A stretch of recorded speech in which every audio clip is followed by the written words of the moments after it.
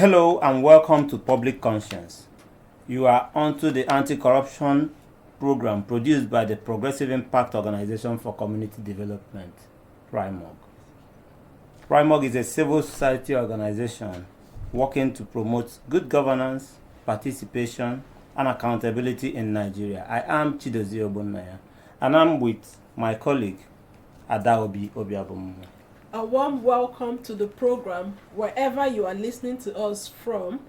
On Public Conscience, we seek to evolve a corruption-free society through the amplification of investigative corruption stories by our partner media organizations and by alerting citizens and the government to their democratic actions against it.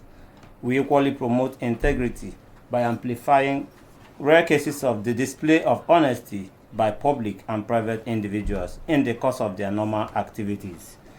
We appreciate the MacArthur Foundation for supporting the production of this program. In every part of the world, transparency is the hallmark of a credible election, and the slightest lack of it usually casts doubts on the outcome. The conduct of the February 25th Presidential and National Assembly elections has raised transparency concerns and more questions than answers following the experiences of electorates and reports from observers and civil society groups.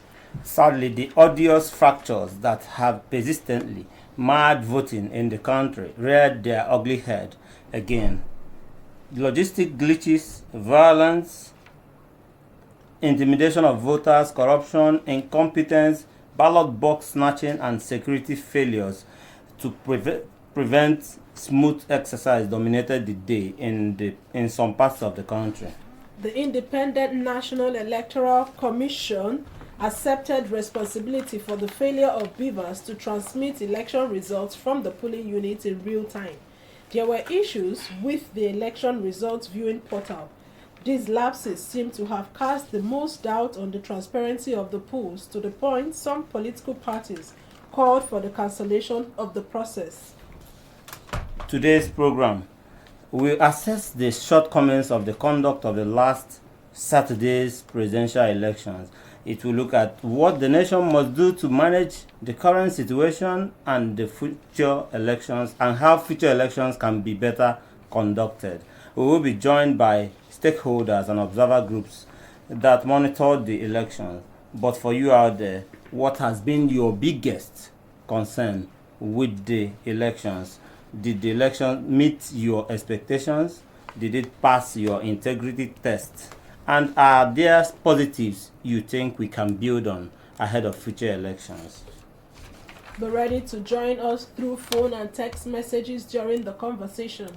The WhatsApp phone line to send your message to is 0902 265 6167. That is 0902 265 6167. Please indicate your name and your location when sending your message. This number is for messages only. Please begin to send your messages as soon as possible to 09022656167, and that is 09022656167. We will give out the numbers to call shortly. If you just joined us, we are assessing the conduct of the February 25th presidential election, which continues to beg for more integrity and transparency questions from Nigerians. Recall that INEC and the police had, in a town hall meeting organized by PRIMOG a week before the elections, assured that they were ready to deliver free, fair, and credible polls. And the news that made the rounds this morning was that the Independent National Electoral Commission has declared the All Progressive Congress presidential candidate Bola Tinubu as the president-elect. But joining us to have this conversation is a data analyst at Data Fight, Dennis Amata. Thank you. Thank you for joining us. And we're also expecting we'll connect with someone in this Nigerian civil society situation room to also give us heads up with what is happening out there. But let's go on with Dennis to discuss issues that have made headline during this electioneering period. Dennis, You're welcome once again. Thank you very much for having me. Let's start from DataFight analysis of all that happened. DataFight deploys data tools in monitoring the 2023 election. What can you tell us about the credibility and transparency issues dominating headlines? Well, first, I want to say thank you for having me again. The 2023 general elections that was concluded February 25th is one that everybody was looking forward to see the process that the electoral body how the electoral body will go about conducting the election. Several organizations, media organizations, CSOs, they played their role by deploying several observers to monitors to the feed to have a good sense of what is happening in the election. DataFight of part we also had our monitors in the field in about 774 local governments in the country. And from what the report we got from most of our monitors and even in the public space was that we had several issues from logistics to issues of violence, voters intimidation, to the outcome of it, which people are saying that the election is not credible. Well, to speak to credibility of election, I think INEC is, observers can always make comments with respect to what they observed. And to be fair, some issues that we monitored, we observed, they cast doubt on the credibility of the election. And one of them will be the popular everybody's talking about, the IREF. The IREF, that's the INEC Result Viewing Portal, where everybody is supposed to, who has access to the platform, is supposed to know what is the result from the polling unit down to the State Collation Center and the National Collation Center. Unfortunately, we didn't see that play out, where for some reasons, several hours after voting, there was no result on the IRF portal. And that for me was a big red flag, if I'll put it that way, because the idea of having an IRF is to ensure that from the go you have access to the information, the result information. But we saw that, for like 6 hours after some polls were conducted, we didn't see results on the portal. And when results started trooping in, we saw different alterations on the results snapped and all of that. So for me, these are issues that are concerning, and they cast doubts on the credibility of election, basically. And we'll see what some like EU or observer team, they also noted about the elections and all of that.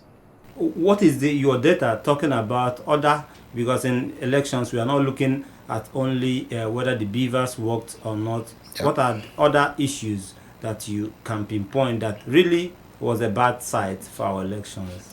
So for me, I would say first from issue of voter apathy, right? We saw we had about 93.47 million people registered for the elections. Okay, and just hold it there. We're just been able to connect with Mrs. Ene Ede, who is the Chief Facilitator, Equity Advocate. You're welcome to the program, ma'am. Oh, thank you very much. Okay, could you give us a sense of what the February 25th presidential election was all about? What did you observe? I know you deployed the observers on the field. Could you give us an assessment of the election so far? For me, the first thing that my interest is centered around citizens' participation from the perspective of knowledge-driven participation.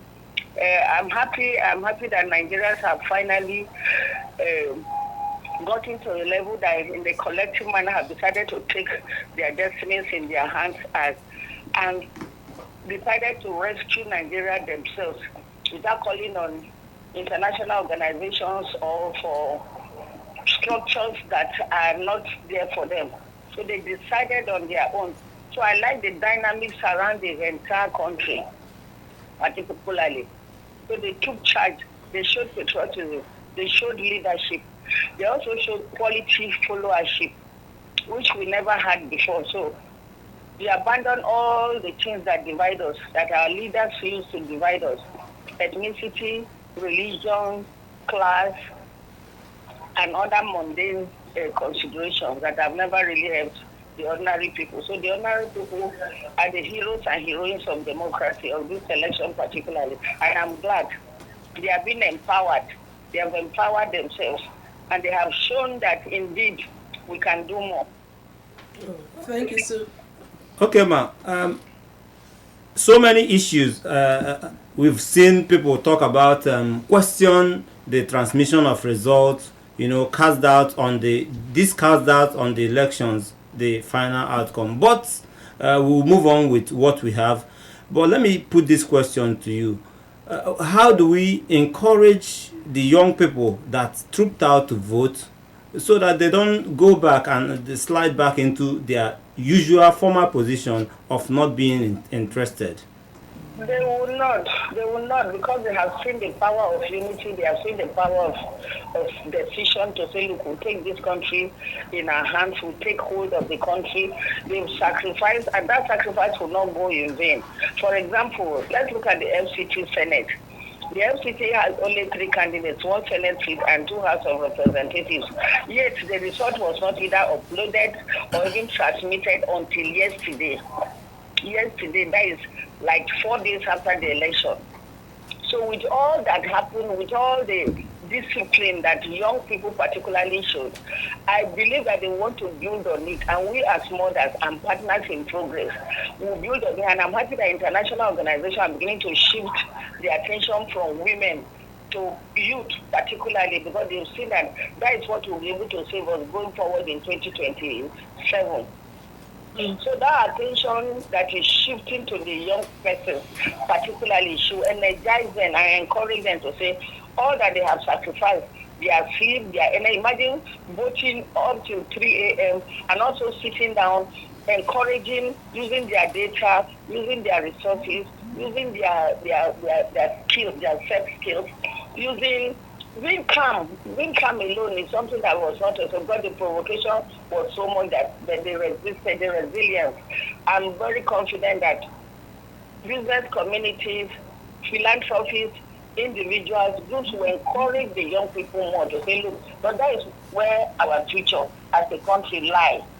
If we think of any other place, the future lies there. For me particularly, I want to be able to support young men, young women, more than even supporting women groups, because the election has revealed so much about the gaps and the value for money that could be achieved. So the young people are determined. Yes, they are angry that their votes didn't count maximally. If you put it side by side, the value they brought to bear, the sacrifices they made. But there is progress we are making, despite the bad processes we have seen, despite the deliberate obstacles. So it's their time, and they must seize the moment and go ahead. Indeed, it is the time of the youth, and their resilience in this presidential election needs to be commended. But let's quickly get to the integrity and transparency of the process. What would you say, in your own assessment, went wrong? Too many things went wrong, like I've been repeating. We didn't do enough in terms of holding all stakeholders accountable: media, civil society, faith organizations, religious group. We didn't do enough. Let me give you an example. When there was problem with whether INEC had gotten money or not, we were not even pushing enough to understand. When issue of logistics was really, because it's key, we are not also pushing enough. We are not holding the National Assembly accountable enough.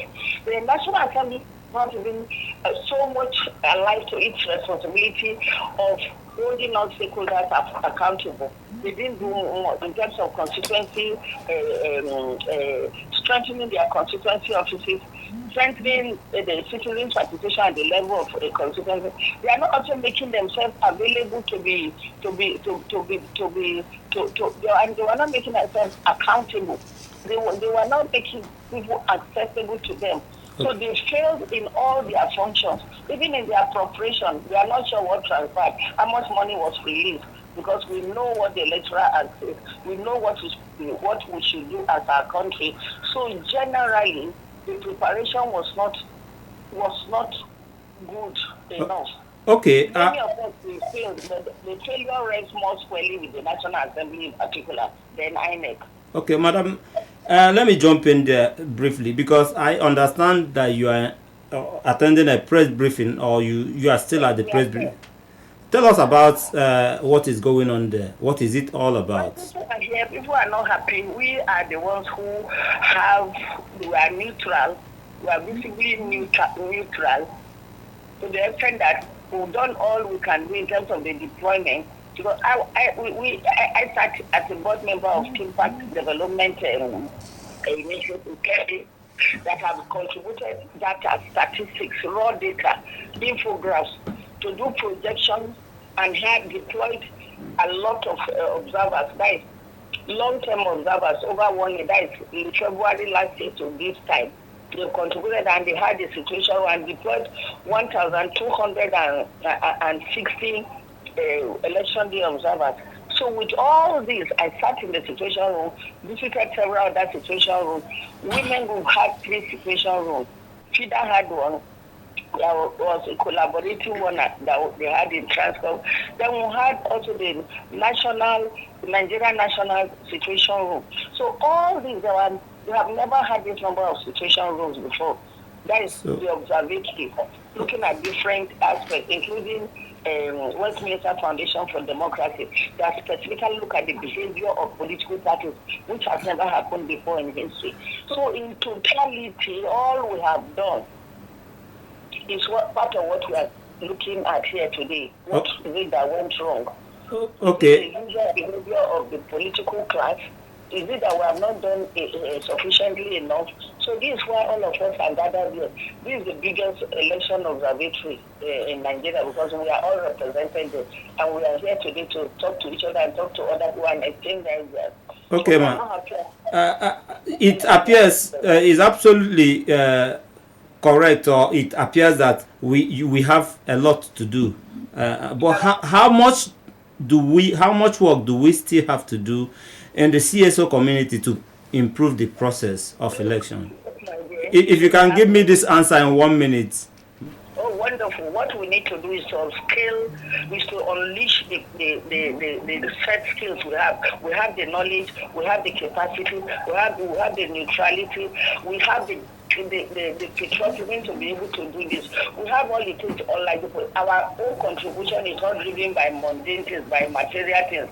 Others, like political class, is money they are looking for position. But we want power that will be given to the people, and that is what we are going to pursue. God will have the knowledge to be able to do that. We have all the skills, we have all the structures, we can hold everybody accountable. Thank you so much, Chief Facilitator, Equity Advocate, Mrs. Enede. Thank you so much for joining us this morning on Public Conscience. You just heard from Chief Facilitator, Equity Advocate, Mrs. Enede, who joined us via the phone from a press conference. They are briefing on the aftermath of the elections. But back in the studio, we still have Dennis Amata, data analyst at DataFight. Thank you so much for staying with us. Thank you. So we'll get back to... Do you agree with all that Mrs. Enede has said, talking about the resilience of the youth? Yeah, so I agree that, the youth, they show that they were interested in the election. And I think on several occasions, I also mentioned this different places that from the registration point, where we were doing CVR to the election collection process and even down to voting, you could see that youths were actually interested in the process. Whether this would dampen the spirit, or the outcome of the election or not, is what we can't speak to now. However, it's something that is a marathon when you want to build a nation. The fact that you lost once doesn't mean you should give up. So it's something that political parties, their party members, CSO should continue to encourage them. You know what? It's not a one-off race. You keep trying. There are cases of people who contest election for several times before they eventually emerge winners. So you shouldn't give up. But it's the spiriting, which we must admit that, and that's largely because of some of the issues that she mentioned, like logistics, the lack of trust in the process that we've seen with the issue of transmission of results. Nonetheless, they shouldn't give up. I think that's it. If I take you back to the Beavers and the fact that people wanted to see the IREV, see results of the IREV, what do you think that didn't work? Is it human or technical glitches? So I think INEC will actually be the best to explain, because I think the Nigerians demand an explanation from INEC on why that happened, because on several occasions they assured Nigeria this is going to work. They use it in Anambra, they use it in Osun State, they use it in Ekiti, and it worked. People, I tried it during the Osun election, and I was seeing results as we were coming in from the polling unit. So I don't know why the major elections that you've always boosted or said several things about us is going to be transparent. You are going to use this, and people who had confidence in the beavers being a game changer. And on the D-Day, it's as if you drop the ball basically. So I don't know if is a technical issue, technical glitches as they claimed, or it's a deliberate issue. Nonetheless, I think they had enough time to prepare to ensure that everything was in order. Can we actually say that the results were transmitted electronically, or the beavers was just used to capture the image of the results? Yeah, so because we saw videos where collation officers manually entered results. Yeah, I saw those videos as well. I saw pictures, all of that. So the electoral act didn't make any room for transmission of results. What they said, I mean, even in the guideline, is that they're going to use the beavers to scan, snap, and upload the results on the IRF. So the issue of transmission of results electronically, that was already addressed by INEC. I think even a few days ago, I was reading a report that was published, I think, by one of these media organizations, and I read it where INEC said they're not going to transmit results electronically, and they can even search it online. They will see that. What INEC said that, however, they will upload results using the beavers to the IRF portal. So can we say that the IRF could be used as a reference, not necessarily transmission of results? No, it's not transmission of results. It's just for reference in case there are issues in court. So transmission of results electronically is a different conversation from the beavers uploading. The beavers does not have the capacity to transmit results electronically. What it does is to upload the results online for you to see. Though people will see that as transmission of results electronically, when you see what we have in the past, but that's not transmission of results. But the main thing is that many people hoped or was looking forward to a real-time update on the result, even if you don't call it transmission. But you, after the vote counted, from the polling you just send it to wherever you send it in real time, and that, I think, was not missing. So that was missing big time. Like I said earlier, immediately. So the idea of having the beavers is when you finish voting, right from the polling units, you snap the result and you upload online. So if for instance, I vote in PU 06, for instance, by the time you are done announcing the results, on my way home, I can log into the IRF portal and I'll see that everything you've announced right in my presence is what is on the beavers, on the IRF rather. But 6 hours or day, but after voting completed some polling units, the results were not online. The results were not online until the next day. It was less than 20% of the results were online, which is not supposed to be so. We are supposed to have the results from the polling units. That even for us at Data Fight, we created a platform where Nigerians could track the results from the polling units. But for hours we were on the portal and nothing was coming up. And that's, for me, is a big red flag. Why did you delay to upload this thing? Do you understand? And even the ones you uploaded, there were alterations on them. They were T-pest, some places were T-pest, some people, some of the results you uploaded, they were cancelled. And like I was saying the other time, even in the bank, when you go to a bank and go and fill a form, if you make a mistake, you sign against it. But that wasn't the case we saw with the result from the PU that we uploaded. All right. When we come back, we'll quickly open the phone lines. But when we come back, we'll build on the positives of this election and what we must do to have better elections going further. Adobe, let's get our listeners to join us. Okay, please follow us on all our social media platforms at Official Primorg. That is PRIMORG. And remember that this program is interactive. The WhatsApp phone line to send your message is 09022656167. That is 09022656167. This number is for messages only. Please begin to send your messages to 09022656167. We want you to join the conversation and tell us what you think about all that we've discussed. What has been your biggest concern with the election? Did the conduct of the last Saturday's elections meet your expectations? Did it pass your integrity test? Are there positives you think we can build on in future elections? So join us and hello? Your name and where you're calling from? My name is Emmanuel Idaro. Okay. Are there things that interested you or that got you think we made progress with in these elections? Well. Yes, the progress I can pinpoint in this election is that people came out to vote on the account of INEC saying they will do this, they will do that, they will do that.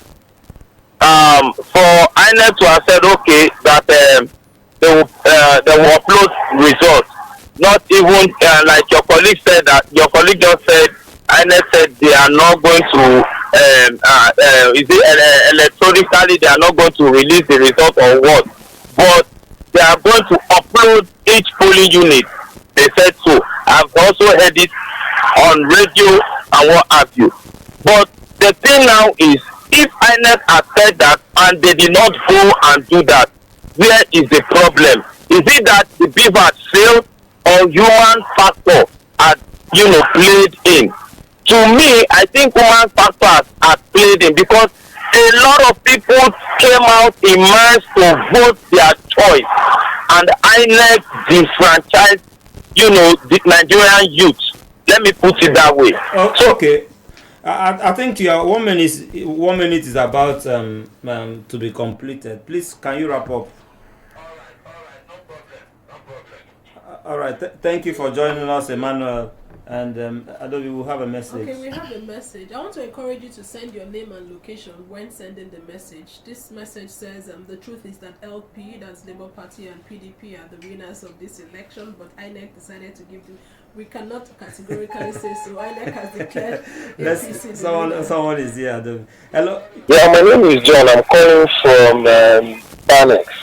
John, yes. Thank you for joining us. You have 1 minute to make your contribution. And what has been your biggest concern with elections?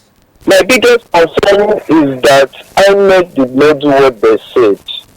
They forgot that we're in digital age where everything you do are being documented, that it can be brought at any time. I have a video of the INEC chairman Mahmoud on 22nd November saying that every result will be uploaded right from the polling unit. And now, even on that day, I knew reports were given to him that the results are not being uploaded. He did not do anything about it. Besides, people were uploading the House of Reps and Senate. Why not the president? Like, INEC is about collapsing this country. People are no more happy. No, they are not about collapsing this country, and we'll take it easy. Thank you so much for calling. We have another message here from Ezekiel from Abuja Airport Road, and it says, I am disappointed at INEC. They should review the results collected. Thanks. Oh, let's see who is here again. Hello? My name is Obi. Obi, what? I'm calling. Okay, you are calling from where? Calling from Central Area. Okay, Central Area. Please, go ahead. You have 1 minute to make your contribution. What has been your biggest concern with the elections? My biggest concern in this election is that this election is actually all about youth. And we all agree with all our minds.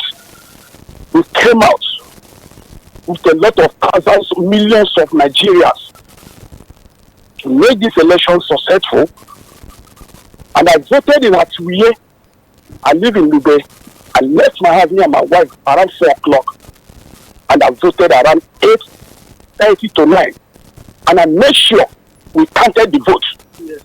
PM, I'm sorry. Now, INEC has given us, should I say, a whole formation results. And you can outrightly say that. Okay. Yes. I will draw that statement. Yes. I will draw that statement. Let me conclude. Today is the 1st of March, and I'm saying this. The whole world should hear me. I will never in my life come out again in my life to vote. This is my 5th time, and this is my work. This is my work. Obi, calm down. Calm down. Obi, calm down. What election I've never seen in my life. Obi, let us tell the truth. Obi, calm down. down. Obi, you are not going to change the country. You are not going to leave Nigeria. If they want to cancel, they should cancel. But we don't should be told. Let's tell our truth. All right. Thank you so much, Obi. But I must urge you to calm down.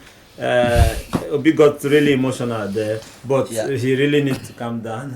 So that's what I And was yeah, we saying have so earlier. many people like him out Ah, there. a lot of people just are for like us this. to be motivated again to Yeah. participate. Yeah, so we'll come back to have a discussion on that. Let's see who else is here. Hello? Your name and where you're calling from?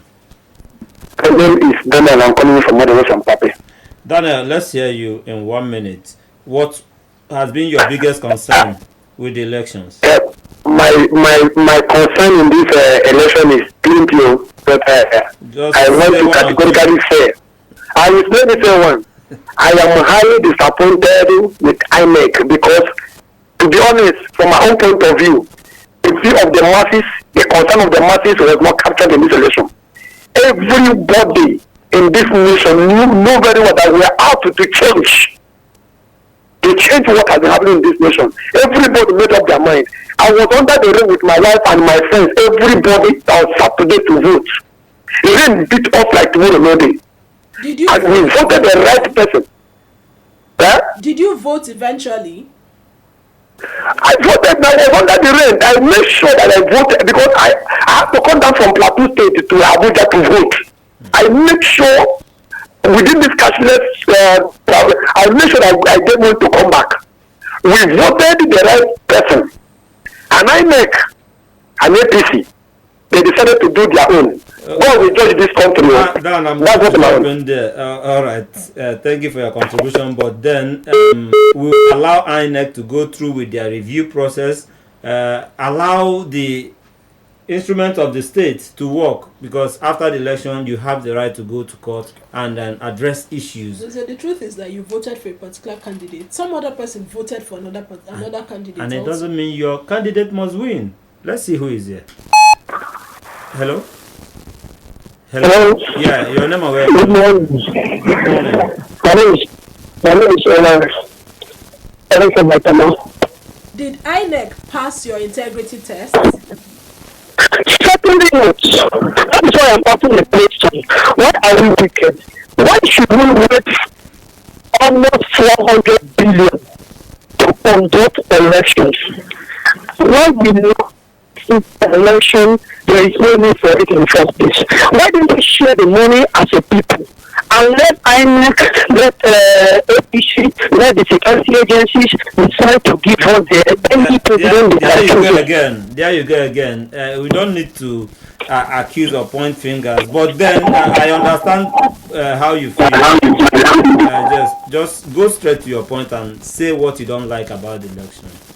What I don't like is the fact that people that voted our money, if they have chosen whoever they decide to bring impose on Nigerians. It's so pathetic. But the truth of the matter is, how do we now encourage the masses to come up on the next election day to vote? What content are you going to tell anybody to go out, waste his time, waste his resources, just to cast a vote at the end of the day the vote will not count? Anyway, we have to leave. How do we cope with Can you this wrap up situation? in 30 seconds? Yes, I actually say in my solicitation, as a person I have resolved never again to waste my time to vote in this nation. Never. But you don't have another country. Well, I don't think it's even better I am seen as a second class in what I have been seen already. Thank you so much for joining us. The emotion out there is not what we want. But Dennis, let me come back to you. I will hold on the calls and get your take on some of the responses from our callers. Yeah, so I mentioned this, that is going to weaken people's spirits, right? Especially when they believe that they voted this way and the electoral body the other way. went the other way, accusing the electoral body and even the APC. But again, like you said, they say when you voted for this party, other person voted for the other party. It's a game of number. Who has the highest number? There are issues that you can raise about the whole process, electoral process. Those are okay, but only the electoral body has the right to declare somebody a winner. And since they declare somebody a winner, I think the best is to accept the results and seek redress in court as the law provides. We expect so much litigation at Adobe because the political parties are kicking. Civil society organizations, they didn't hide their their their position. They didn't hide it. They put it out there that they didn't like the conduct of the process. The process wasn't is not fair what and we square. expected. We expected more from INEC in conducting this election. There were expectations. Should I say they overpromised and they underdelivered? Because they promised transparent election, and to be fair, this doesn't pass that test mark of transparency. You think it's not transparent? I don't think so. I mean, there are issues that makes the election transparent, and if you have an IRF that makes the whole that's supposed to be like a game changer, people to track the results from the onset to down to the state and collation center, and if those things are missing, I mean, you already put a doubt on the process. And for the fact that people are giving you showing evidences of result being cancelled, being altered in some places, these are issues that should be worried to every okay, let's see who is here. My name is Soba. I'm calling from Okay, let's hear you in 1 minute. Yeah. Your take on the elections, they did pass your integrity test. Yes, for me, and I want to believe that whatever I'm going to say now, I'll be speaking the mind of a lot of Nigerians. Say your own mind. Yeah. They did not pass. In fact, I cannot even give them 50 over 100. Okay. And then the dent which is going to paint into our society that they are not envisaging now is that for the first time in the history of this country, the way a manner people came out to vote in this election, trusting and for once wanting to believe that INEC are going to do what they ought to do. Now the problem I have here is not because whether my candidate won or my candidate has not won. The issue is that if this election were to be very transparent, enough as they have promised, if you see that your candidate did not win and is highly very transparent, there is nobody that is going to complain. What was the essence of the bidders they bought? They did not use it. If they had done exactly what they said, and we can see on the bidders that our candidates are not making it, there is nobody that will complain. We will congratulate the winner and go and prepare for the next election. Right. For next coming election, somebody like me will be in my house eating pepper soup. I don't care. All right, it's your country. We lost that. But you can go on. You were trying to ask. No, I was going to ask the next person if they are positives, if they are positive takeaways from maybe let's see. Ask that question now. We have this. Hello. This is Aheto calling from Apple. Okay, are there positives you would want to discuss with us from the last election? The only positive that I see in the last election is people turning out. But on the INEC, they are the problem. I'm not going to say it. The reason why I'm saying they are the problem is I stopped voting in 2007 because it wasn't going well. I don't see the necessity of me going and starting in line. At the end, the talks will come and spoil the election, or the results will be another thing, which will not seem like a transparent something. So I stopped voting since then. Until this one, I only went to the polling unit because INEC says that they're going to transfer the result, and we will see it. Whatever we voted there, we'll be seeing it online. So in Osun own, Anambra own, it works like that. I expect it to be like Anambra and Osun. When you vote in polling units, you will see it. Now you voted in this one, you are begging people to transfer the result, and they are playing you like it. We don't have password. Okay. Network is not working. Okay, and the end they transferred. I checked my own online day before yesterday, and then I saw the results. The pixels of the pictures were reduced to nothing. You cannot see a single thing. This is a picture that the users took in front of us before uploading. But now we can't see a single pixel in it. You can't make out what the result is. Okay. If somebody did this to us, we must go now. I will not vote. Thank you for your contribution. But please, we urge you not to give up on our election. I give up because how can you keep doing something and expecting a different result? I'm not mad. This is madness. Thank you for joining us. It's not funny, but it is what it is. The feeling out there is not that rosy. It's dull and gloomy. One would have expected that INEC had announced the results. You'd hear people cheering in the street and all that, but it's a different emotion and reaction out there. But Dennis, we've talked about voter turnout. Yeah. Some of the callers said they were impressed at the number of people that turned out to vote on that particular day. But let's take Lagos as an example. where we had over 6 million registered voters. Yeah. But if you check the number of those that voted, according to INEC, we're not up to 2 million. So what happened? Lagos has always had a low turnout. In 2015, they had less than 19% turnout rate. In 2015 they have less than 90%. Out there about in 2019 they had about 17% or thereabouts, and this time around they have within that same about 19 or 18% or thereabouts. It's only that for Lagos State we can't say why they have the highest number of registered voters, about 7 million in the last election, but that doesn't translate to a turnout. The reasons, I mean, you will say violence and all of that, right? And if you look at Lagos, the area seems to used to have a lot of violence during elections, and even this election we see that Lagos recorded that. Nonetheless, I think it's just general apathy on the part of people in Lagos State, if I will put it that way. I mean, there is cause for a study. People should study why it's like that in Lagos specifically, because you can't have that kind of number and less than 20% comes out on to the votes. overall, even the presidential elections. Yeah. What do you have as a percentage of voter turnout? We have 27.05% voter turnout in this election, is below what we had in 2019, which is about 34% turnout. Is a low turnout. We have just 25 million persons voted in this election out of the 93 million people that registered for the election. Is a low turnout, low turnout, and since 2007 we're having a decline, right? I don't know what the next election will look like. Does it mean we really need to look at the number of registered voters that INEC keeps churning out? There is need to clean that register properly, right? So what we do, we just update, we add from the figure from the next election, add to what we have. I don't know how much I do with the existing register in terms of whether trying to remove those who are late and all of that. Do we have a vet register to start with?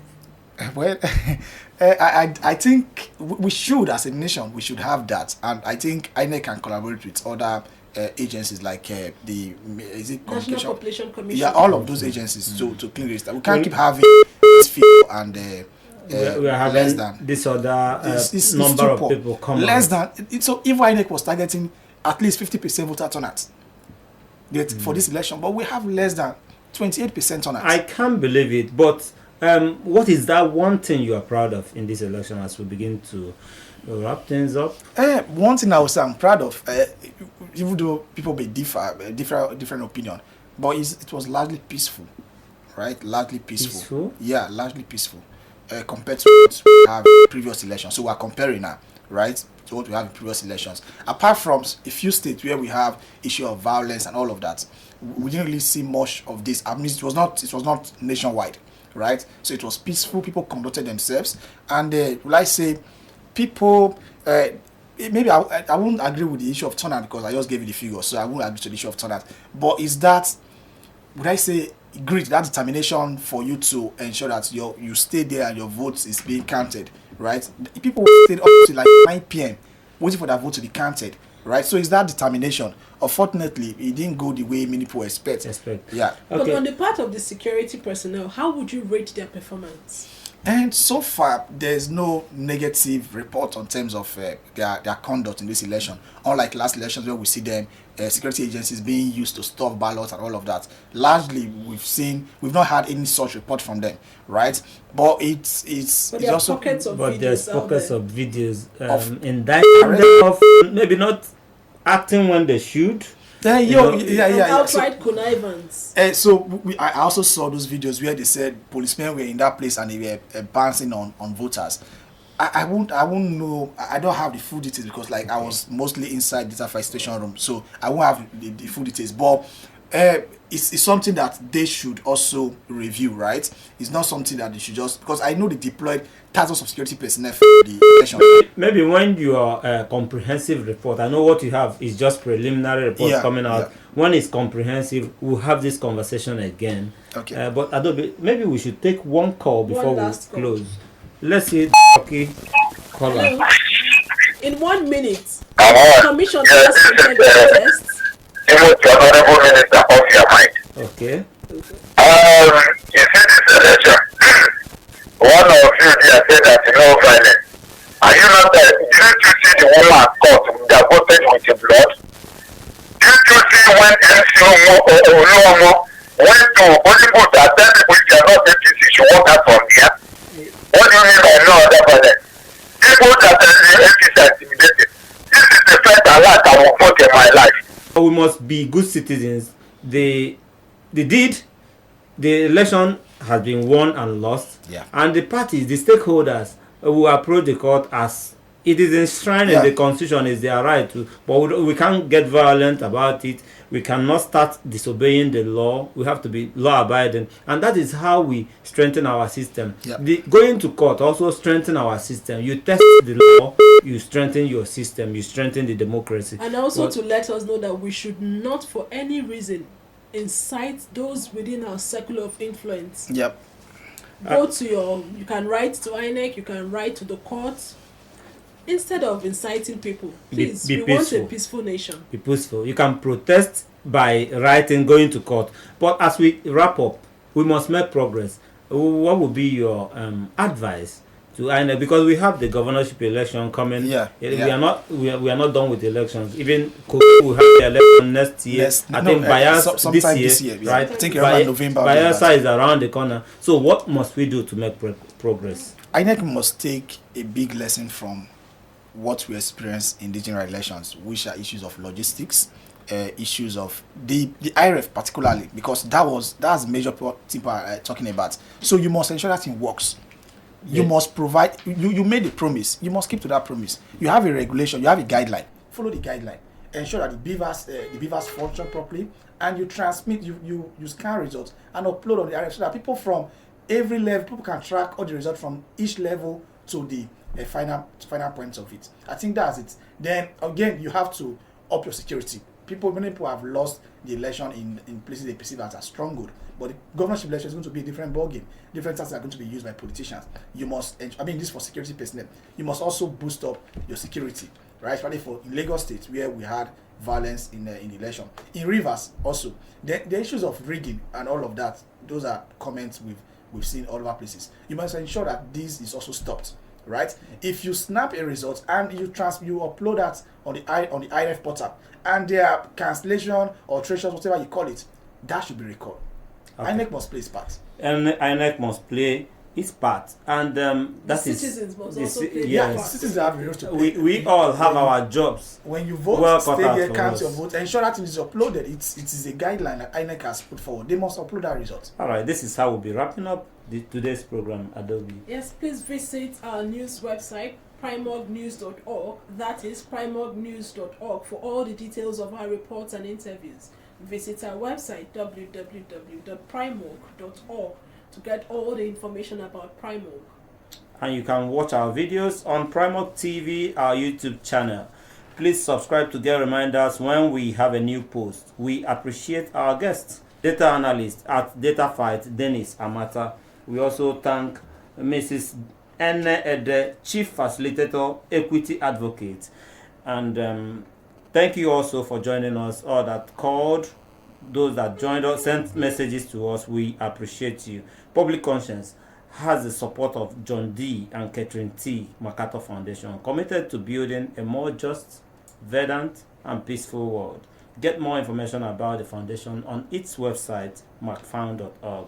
Join us here again next week for another episode of Public Conscience. And remember to follow us on Facebook, Twitter, and Instagram at Official Primog. I am Adaobi Obiabomo. And remember that birth registration and birth certificates are free if your child is under 18. Help stop the corruption in birth registration and do not pay for birth certificates. Also remember that you can give us information or hints about corrupt acts through our phone at 09022656167 or info@primog.org. I am Chidozie Obunnaya. Stay safe.